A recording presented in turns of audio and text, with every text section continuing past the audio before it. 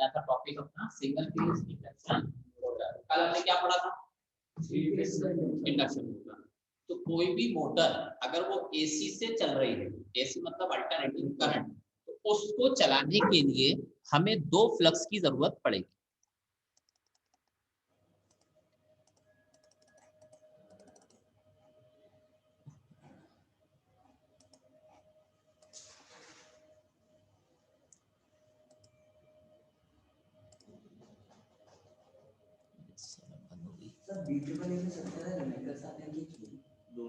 वो थे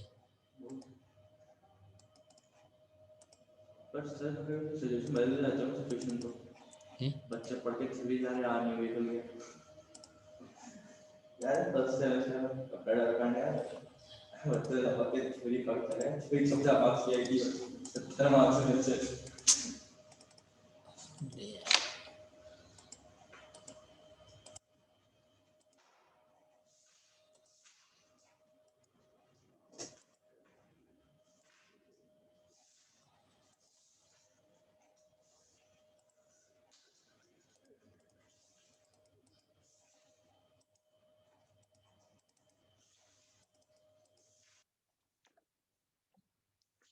मेरी आवाज आ रही है? असलम अंसारी, असलम,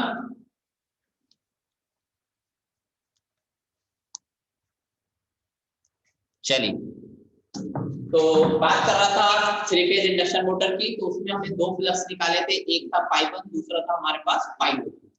ऐसी ही सिंगल फेज इंडक्शन मोटर होती है, उसमें भी हमें दो फ्लक्स की जरूरत पड़ती है। जब तक दो फ्लक्स नहीं आते, दो फ्लक्स मतलब दो रोटेटिंग मैग्नेटिक फील्ड्स नहीं आती, तब तक वो मोटर रोटेट नहीं। तो होता क्या है, ध्यान से सुनना। इसके दो तरीके बता रहा हूँ। जैसे मैं कोई एक साइकिल से पहले आपको स्टार्ट करता हूँ तो आपको समझ आएगा। ये सिंगल एक साइकिल है, एसी साइकिल। इसमें एक पॉजिटिव होता है और एक नेगेटिव होता है। तो सिंगल फेज इंडक्शन मोटर का जो प्रिंसिपल है कि वो सेल्फ स्टार्टेड नहीं होती। सेल्फ स्टार्टेड का मतलब वो खुद से स्टार्ट नहीं होती, उसको स्टार्ट करना पड़ता है। ठीक है, उसके क्या रीजन है? Good morning.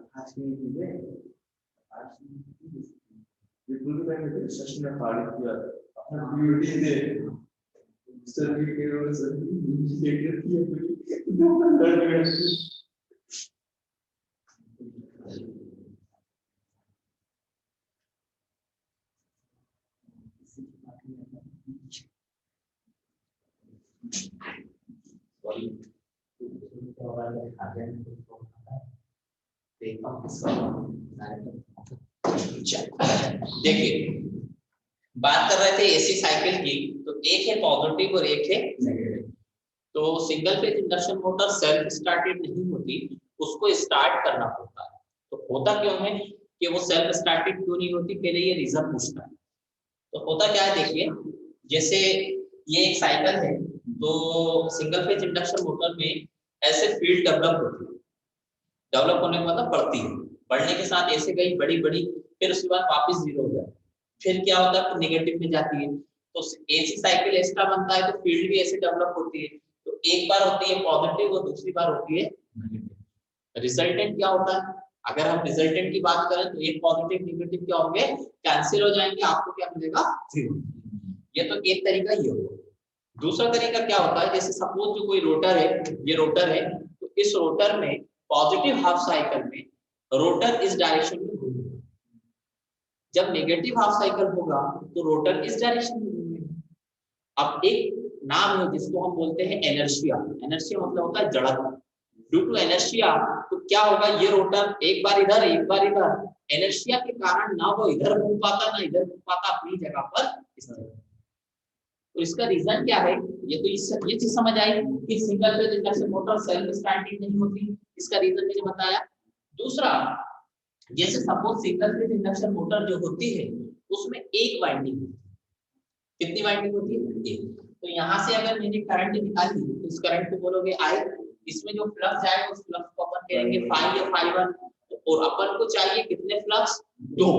कोई भी रोटर को घुमाने के लिए एसी मशीन में दो फ्लक्स की जरूरत पड़ती है। तो एक फ्लक्स हो गया फाई वन, दूसरा कैसे, तो हम क्या करते हैं, ये दूसरा फिर ऐसे कोई अरेंजमेंट करते हैं जिससे कि हमें दो फ्लक्स मिल जाए, दो करंट मिल जाए।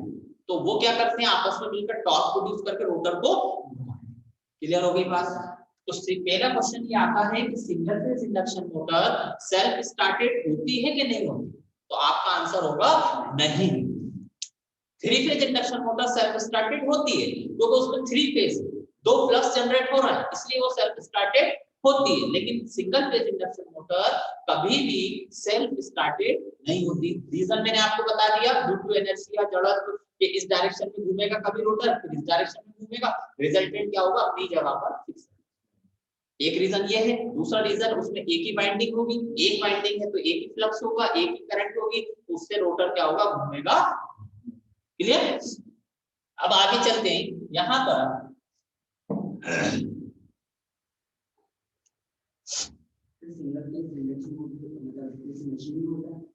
नहीं, सिंगल फेज इंडक्शन मोटर का एग्जांपल अगर आपको मैं दिखाऊं तो ये फैन जो लगा है सिंगल फेज इंडक्शन मोटर।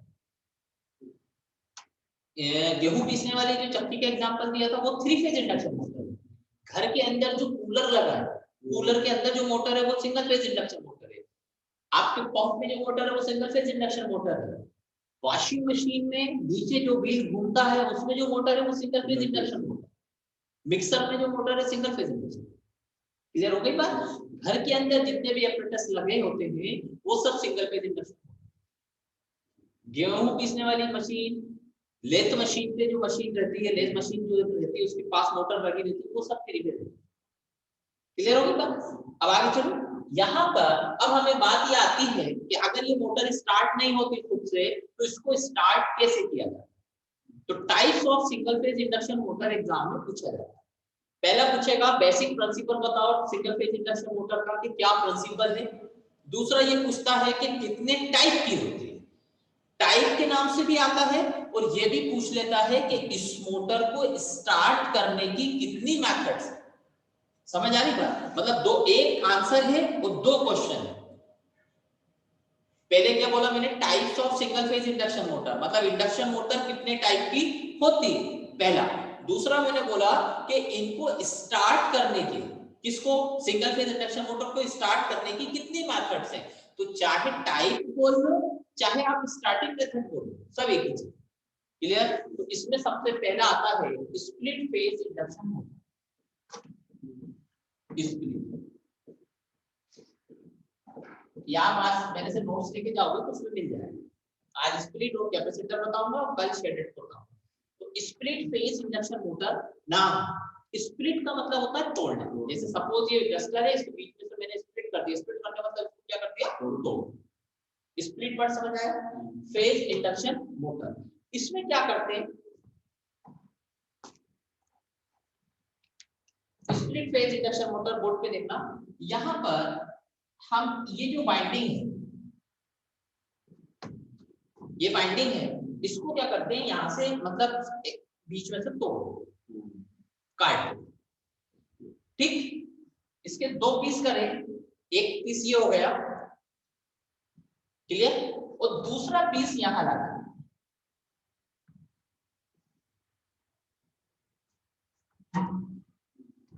यहां से इसके क्या फायदे होंगे वो देखो। यहां से आपके पास करंट आई, इधर एक करंट चली गई जिसको आप कहते हो I1, इधर एक करंट जाएगी जिसको आप बोलोगे I2, मतलब करंट दो भागों में डिवाइड होगा। तो उससे क्या होगा, यहाँ एक प्लस जनरेट होगा जिसे आप कहोगे फाइबर, इधर यहाँ जनरेट होगा उसको फाइबर होगा। समझ आई बात? आगे अब आपने स्प्लिट कर दिया, तोड़ दिया, तोड़ के उसको दो करंट में बांट दिया, दो करंट के साथ दो फ्लक्स आ गए, और ये जो पोर्शन जिसको अपन ये बनाया, इसको अपन बोलते हैं मोटर में स्टेटर। बीच वाला जो पोर्शन है ये वाला, इसको हम यहाँ बोलेंगे रोटर। तो सिंगल फेज इंडक्शन मोटर का जो डायग्राम है वो ऐसा दिखेगा, मतलब ऐसा चौकुटा बॉक्स मिलेगा, वो पूरा स्टेटर कहलाएगा, और बीच वाला जो पोर्शन होता है उसको हम क्या कहते हैं, रोटर। क्लियर है? तो इसमें ये स्प्लिट का मतलब बताया है। अब मैं आगे चलता हूँ स्प्लिट फेज इंडक्शन मोटर की पूरी थ्योरी कि एग्जैक्ट में क्या होगा।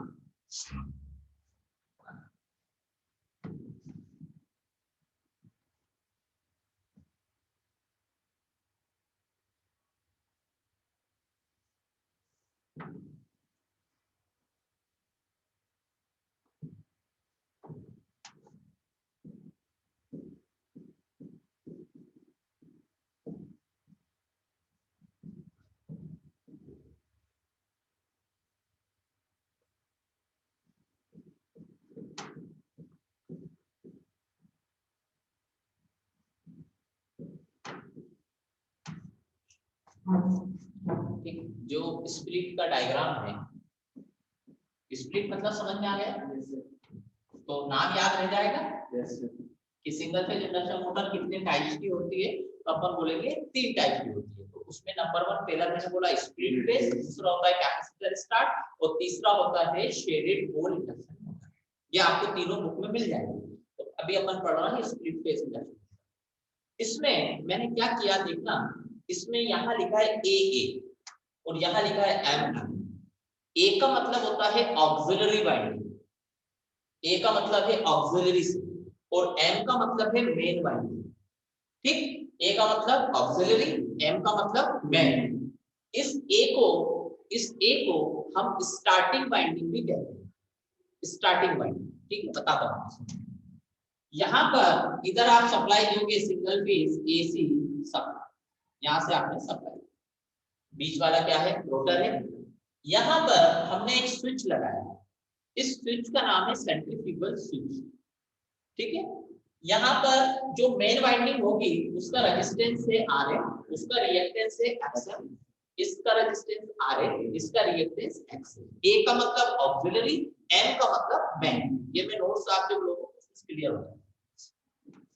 At the time of starting क्या होता है, यहां से करंट निकलती है आई, इसमें यहाँ करंट जाएगी जिसे आप कहोगे आई, इधर एक करंट जाएगी ऊपर जिसे आप कहोगे आई ए। आई ए मतलब ऑक्सिलरी करंट, आई एम मतलब मेन वाइंडिंग। दो करंट हो गई, दो फ्लक्स होंगे, रोटर आपस में मिलकर क्या करेगा, टॉर्क प्रोड्यूस कर देगा। यहाँ पर एक स्विच लगा, इस स्विच का नाम है सेंट्रीफ्यूगल स्विच।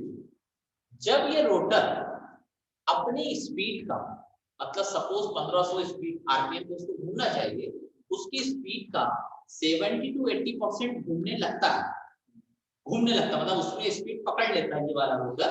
तो ये स्विच का काम क्या होता है, ये ऑटोमेटिक ओपन हो जाता है। ऑटोमेटिक क्या होता है, ओपन हो जाएगा। इसमें से करंट में सप्लाई नहीं जाएगी। अब स्विच ओपन हो गया, इसमें सप्लाई नहीं जाएगी, लेकिन यहाँ मेन वाइंडिंग में करंट मिलती रहेगी और ये रोटर क्या करेगा, घूमता रहेगा। एक छोटा सा एग्जांपल मैं आपको देता हूँ, अभी इसके बाद बताऊंगा, लेकिन अभी यहाँ समझ आ जाएगा तुरंत। जैसे ये फैन लगा है, अपने घर में फैन है, फैन के अंदर कैपेसिटर रहता है, देखा होगा, हाँ ऊपर लगा रहता है, वो कैपेसिटर रहता है। तो वो क्यों लगाते हैं, वो at the time of starting के लिए लगाते हैं कि अगर आप कैपेसिटर नहीं लगाओ, बिना कैपेसिटर के अगर आप कोई फैन को चालू करना चाहते हो, तो आप जब उसको अलग करके चालू करोगे तो उसको आपको किसी चीज से घुमाना पड़ेगा, फिर फैन घूमेगा। और जैसे फैन चल रहा है, सिंपल चल रहा है, आप ऊपर से कैपेसिटर को निकाल लो तो फैन बंद नहीं होगा, लेकिन बंद कर दिया फैन, और फिर चालू करना है, तब हमें कैपेसिटर की जरूरत फिर पड़ेगी। समझ आ रही है बात? हाँ, मतलब अगर फैन अभी ये बंद है, आपने बंद में कैपेसिटर निकाल दिया, आपको खटका चालू करना है, तो ये फैन चालू नहीं होगा जब तक कि आप इसको किसी डंडे से, उंगली से इस फैन को थोड़ा सा कुछ हल्की सी रोटेटिंग फील्ड प्रोड्यूस ना करो, थोड़ा सा घुमाओगे स्टार्ट हो जाएगा। समझ आई बात? तो कैपेसिटर का काम क्या होता है, at the time of starting rotating magnetic field produce करता है। तो वो अगली नाम है। अभी इसमें ये वाला स्विच समझ आया? तो यहाँ पर भी यही होता है कि जब ये रोटर अपनी स्पीड पकड़ लेता है तो ये स्विच ऑटोमेटिकली क्या होता है, और ऑफ हो जाता है, खुल जाता है, तो इसमें से करंट फ्लो नहीं होता। अब इसके अंदर आता है फेजर डायग्राम। तो इसमें इसका जो रिएक्टेंस होता है ये ज्यादा होता है और रेजिस्टेंस कम होता है। इसमें रेजिस्टेंस ज्यादा होता है और रिएक्टेंस कम होता है।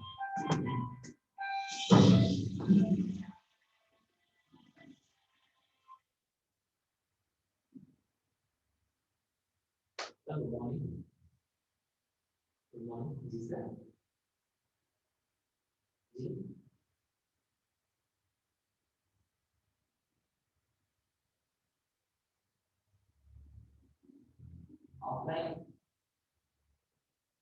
ऑफलाइन एग्जाम की क्या काम होना है? हाँ वही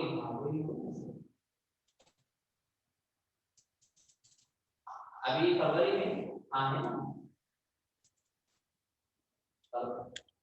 हाँ कैसे में, हाँ मैं आपको व्हाट्सएप कर दूंगा। हाँ है ना, वो डेट अभी एक्चुअली में क्या है, पहले 31 तारीख थी, अभी फिर बढ़ रही है, वो डेट देखना पड़ेगा, एग्जैक्ट डेट क्या है। हाँ और अभी डिप्लोमा के वाइवा में हमारे 11 तारीख से डिप्लोमा के वाइवा, डिप्लोमा के प्रैक्टिकल डिप्लोमा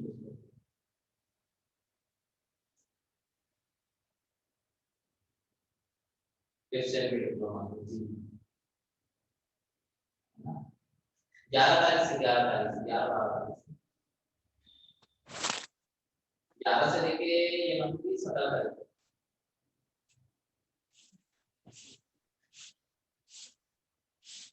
और अभी 13 तारीख तक पेपर चल रहा है, आरटीपी के फिर सर्विस के पेपर है, तो कॉपी जमा होना है यूनिवर्सिटी में, आपने एग्जाम देना है। तो फिर से conduction of practical exam of diploma फिर सेमेस्टर ऑन आरटीपी तो ऑनलाइन है, लेकिन जिनकी कॉपी अपलोड नहीं होती ना पोर्टल पे, उनको सेम डे कॉपी सेंटर में जाके जमा करना है जहां पर उन्होंने एडमिशन किया है। तो रात के 8 बजे तक कॉलेज खुला रहेगा, कल भी खुला था 8 बजे तक, कल भी कॉपी करवाऊंगा। हाँ कॉपी रिसीविंग होगा। MTech third semester and BTech fifth semester.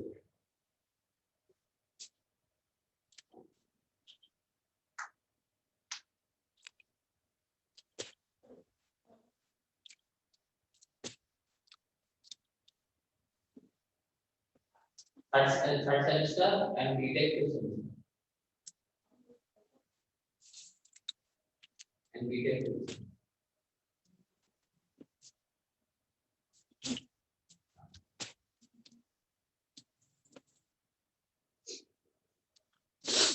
तेरह तारीख तक है, कल से था, कल से 1 तारीख से स्टार्ट हो गया।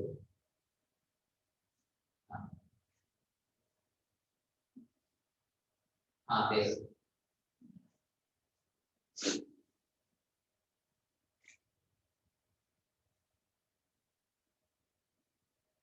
ठीक है सर, हाँ हमने हाँ डाल दिया, ठीक है। एक्चुअली क्लास कर रहे हैं हमने सब इसकी गलती सब डाली, तो आपका देख के उठा लिया नहीं, वो कुछ नहीं, वो कुछ नहीं। हाँ वो नहीं,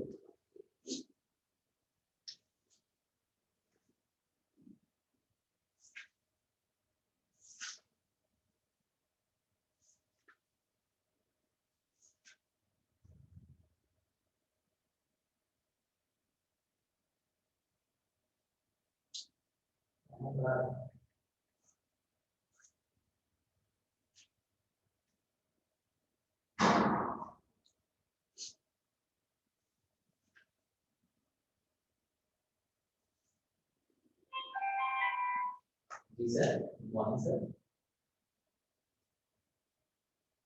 सर मुझे 5% रहता है और उसको बोला है स्टेटस अपडेट करने का, तो 2 मिनट जैसे ही आता है। हाँ जी सर,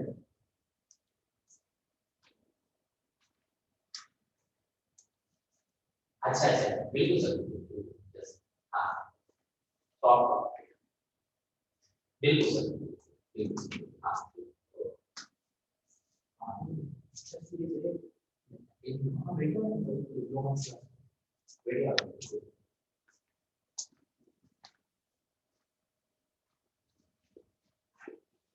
ठीक है ना, बात है। अगर 5 मिनट में बोल रहा हूँ।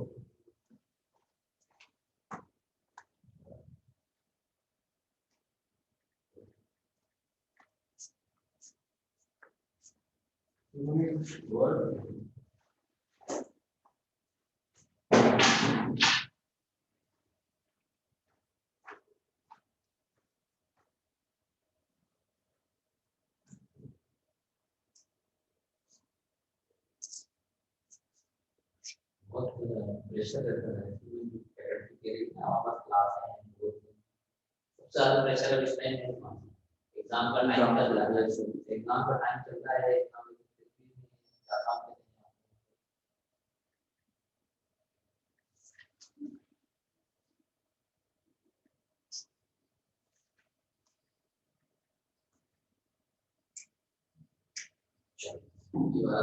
टॉपिक। हाँ जी, हम बात कर रहे थे इसके रेजिस्टेंस और रिएक्टेंस की।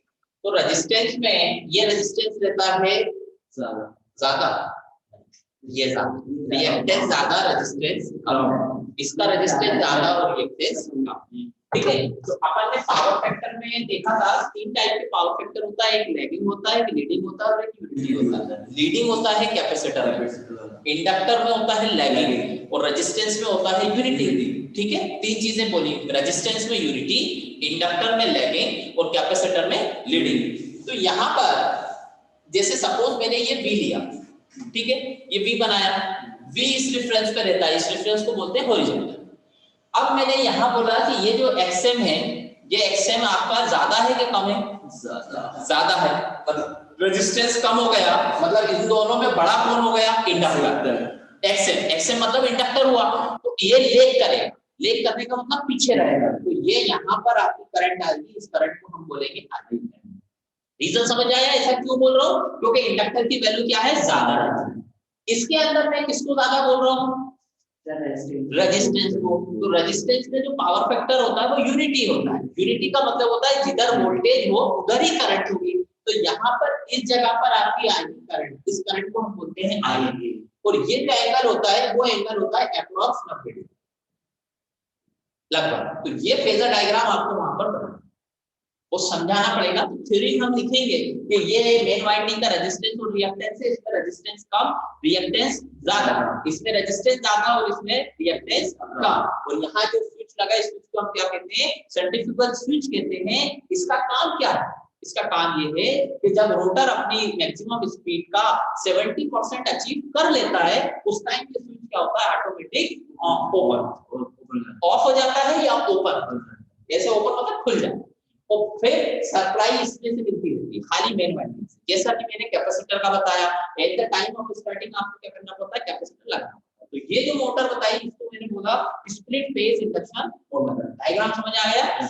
दूसरी एक मोटर और होती है, उसको हम बोलते हैं कैपेसिटर स्टार्ट मोटर। कौन सी मोटर, कैपेसिटर स्टार्ट मोटर। उसमें हम क्या करेंगे, सिर्फ यहाँ पर एक कैपेसिटर लगाएंगे। तो कूलर के अंदर जो मोटर होती है वो ये कैपेसिटर स्टार्ट मोटर, उसमें कैपेसिटर लगा रहता है, ठीक है, और ये स्विच भी साथ में लगा रहता है। फैन के अंदर भी यही मोटर है, कैपेसिटर स्टार्ट मोटर। तो यहाँ ये दूसरी मोटर हो गई, ये कौन सी है, पहली स्प्लिट, और कैपेसिटर लगा दिया तो कौन सी हो गई, कैपेसिटर। सेम वर्किंग रहती है, बस एक चीज ध्यान रखना, इसमें यहाँ देखो ये बड़ा है, जब रेजिस्टेंस के साथ अपन ने क्या लगा दिया, कैपेसिटर, तो कैपेसिटर बड़ा हो गया।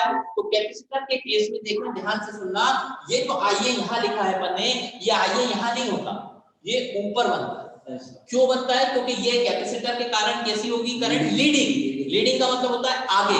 कौन आगे, करंट आगे। किससे आगे, वोल्टेज से आगे। उस करंट का नाम अपन ने क्या दिया, देखो यहाँ से कौन सी करंट आ रही है, आईए। तो ये आईए ऊपर, ठीक है। तो ये जो एंगल रहता है ये लगभग अप्रॉक्स 90 डिग्री रहता है। किस किस के बीच का एंगल, आईए और आईए के बीच। तो जब आप कैपेसिटर बताओ तब आप ये वाली चीज बताना, जब आप स्प्लिट फेज बताओ तो वो वाला फेजर बता दो, ठीक है। और कोई डाउट, कल अपन पढ़ेंगे शेडेड पोल इंडक्शन मोटर। तो इसके नोट्स अभी शेडेड पोल इंडक्शन मोटर। तो जब शेडेड पोल पढ़ लो तब पूरा बंच बना हुआ एसी मशीन का, तो उसके बाद फिर अपने पास कोई मशीन नहीं बची। अपन ने डीसी मोटर पढ़ ली, डीसी जनरेटर पढ़ लिया, 3 फेज इंडक्शन मोटर पढ़ लिया, सिंगल फेज इंडक्शन मोटर का पढ़ लिया। तो पूरा बंच ले जाना और उसके नोट्स बना के अच्छे से तैयार, ठीक। कल मिल जाएंगे, कल 100% के देऊंगा, लेकिन कुछ समझ नहीं आया, कम से कम पढ़ने के लिए कर देंगे। हाँ कर लेंगे, अभी चाहिए तो अभी चलो, मेरे को नीचे जाना पड़ेगा क्योंकि अभी क्लास है इसमें फर्स्ट ईयर में, सब तक सेटअप जमा दो इसलिए बोल रहा हूं। और थोड़ा सा तुम लोग खुद भी पढ़ने की कोशिश करो।